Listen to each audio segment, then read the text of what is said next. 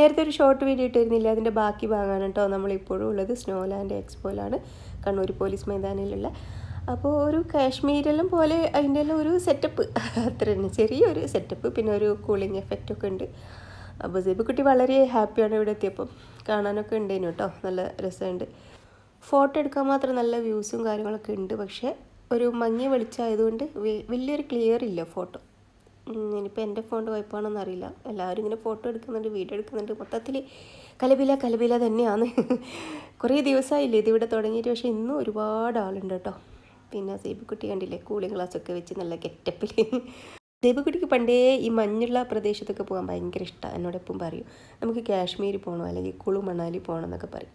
അപ്പോൾ ഇവിടെ എത്തിയപ്പോൾ സേബുക്കുട്ടി അതങ്ങ് സങ്കല്പിച്ച്, നമ്മളിപ്പോൾ കാശ്മീരിലുള്ള അല്ലെങ്കിൽ കുളു മണാലിയിലുള്ള അങ്ങ് സങ്കല്പിച്ച്. ഇങ്ങനെ സേബുക്കുട്ടിൻ്റെ ആഗ്രഹം പോലെ എന്തെങ്കിലും ഒരു ദിവസം നമ്മൾ മഞ്ഞുള്ള ലോകത്തിലെത്തും ഇൻഷാ അല്ലാഹ്.